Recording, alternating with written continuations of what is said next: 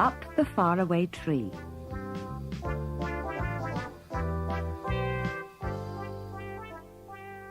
A few days later, their mother asked them if they'd like to go to the nearest town for the day. No, thank you, said Joe at once. We've had enough of towns, Mother. What we would really like is to have a whole-day picnic in the wood. Their mother told them that they could take their dinner and tea and go off by themselves the next day. How the children hoped it would be fine. They woke early, pulled their curtains, and looked out. The sky was as blue as cornflowers and the sun shone between the trees. The children were very excited. They waved goodbye and set off. What were they going to see? What were they going to do? Fanny shivered with delight when Joe said, Come on, you two. Let's find the faraway tree. They followed him until he came to the oak tree under which they'd sat before. Which is the way now? Asked Bessie, stopping. None of them knew.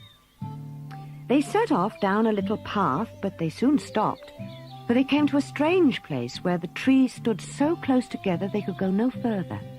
They went back to the oak tree. Let's go this other way, said Bessie.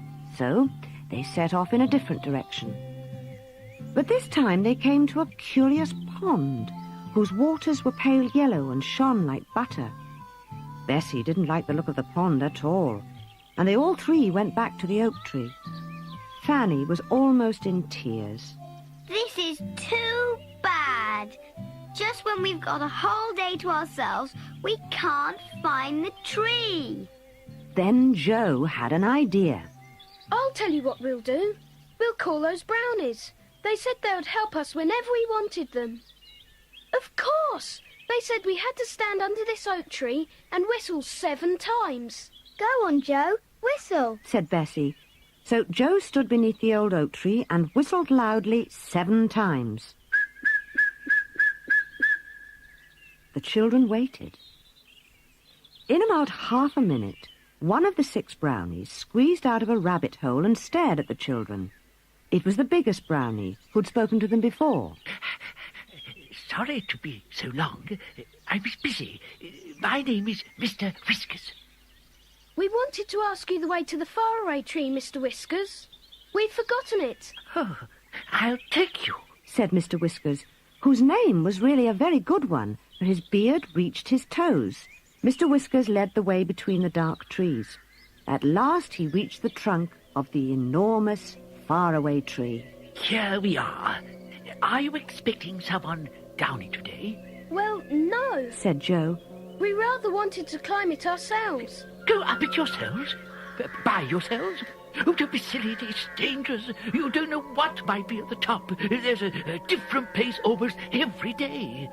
Well, we're going, said Joe firmly, and he set his foot against the trunk of the tremendous tree and took hold of a branch above his head. Come on, you two. We're only going to see what's at the top. Come on. All right, said Bessie, and she and Fanny hauled themselves up beside Joe. It doesn't look very difficult to climb. And before long they were hidden in the branches as they climbed upwards. When Mr. Whiskers came back with 5 other brownies, not a child could be seen.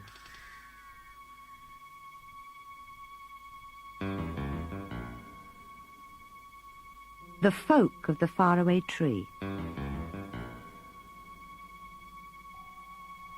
They were quite high up when Joe parted the leaves and tried to see out of the tree. Suddenly, he gave a shout. I say, girls, come up here by me. Quickly, I found something peculiar. Bessie and Fanny climbed up quickly. Why, it's a window in a tree, cried Bessie in astonishment. They all peered inside, and suddenly the window was flung open and an angry little face looked out with a nightcap on. The children were too astonished to do anything but stare. The little man, who looked like a pixie, disappeared and came back with a jug of water. He flung it at Bessie and soaked her. She gave a scream. Ah! And the pixie grinned, slammed his window shut again, and drew the curtain. Well, said Bessie, trying to wipe herself dry with a handkerchief. What a rude little man. We'd better not look in at any more windows we pass, but I was so surprised to see a little window in a tree. Bessie soon got dry. They climbed up again and soon had another surprise. They came to a yellow door set neatly in the big trunk of the faraway tree. It had a little knocker and a brightly polished bell. I wonder who lives there. Shall we knock and see? Well, I don't want water all over me again.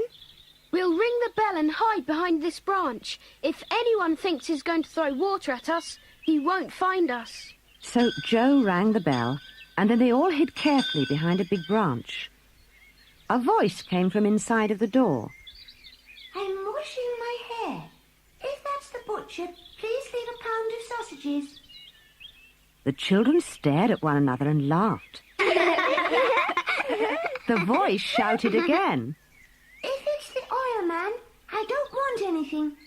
If it's the red dragon, you must call again next week. Bessie looked worried. The oil man? The red dragon? I don't like the sound of that. At that moment, the yellow door opened and a small elf looked out.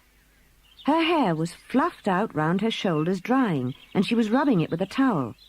She stared at the peeping children. Did you ring my bell? What do you want? We just wanted to see who lived in the funny little tree house, said Joe, peering in at the dark room inside the tree. The elf smiled. She was very pretty. Come in for a moment.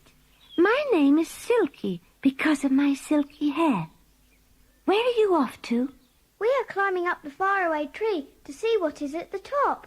Be careful you don't find something horrid, Silky warned them, giving them each a chair in her dark little tree room. Sometimes there are delightful places at the top of the tree, but sometimes there are strange lands too. Last week there was the land of Hippity-Hop, which was dreadful. As soon as you got there, you had to hop on one leg, and everything went hippity-hop, even the trees. Nothing ever kept still. Oh, it was most tiring.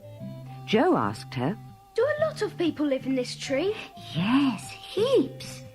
They move in and out, you know, but I'm always here, and so is the angry pixie down below. Yes, we've seen him, said Bessie. Who else is there?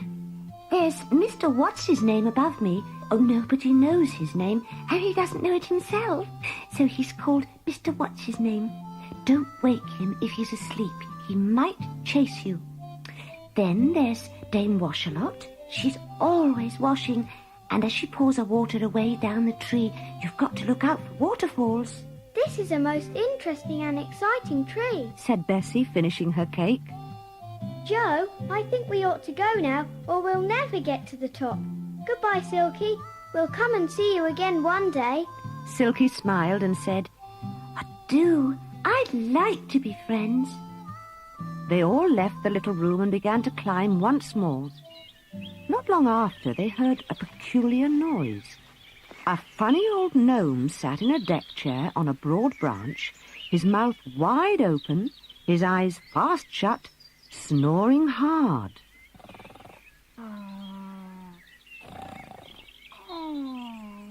Bessie said quietly, It's Mr. What's-his-name. What a noise he makes. Mind we don't waken him. So they all crept past old Mr. What's-his-name and went on climbing up and up. For a long time nothing happened except that the wind blew up the tree, and they could hear another noise, a peculiar one. They listened. It sounded like a waterfall. And suddenly Joe guessed what it was. It's Dame Wash-a-Lot throwing down her soapy water. He yelled, Look out, Bessie! Look out, Fanny! Down the trunk of the tree poured a lot of blue, soapy water. Joe dodged it. Fanny slipped under a broad branch, but poor Bessie got well splashed from head to foot. Ah! Joe and Fanny had to lend her their hankies. I am unlucky, sighed Bessie. That's twice I've been soaked today. Up they went again, passing more little doors and windows, but seeing no one else. And at last they saw above them a vast white cloud. Joe gazed with amazement. Look, everybody! This cloud has a hole in it, and the branches go up. And I believe we're at the very top of the tree. Shall we creep through the cloud hole and see what land is up above? Yes, come on! cried Bessie and Fanny. So up they went.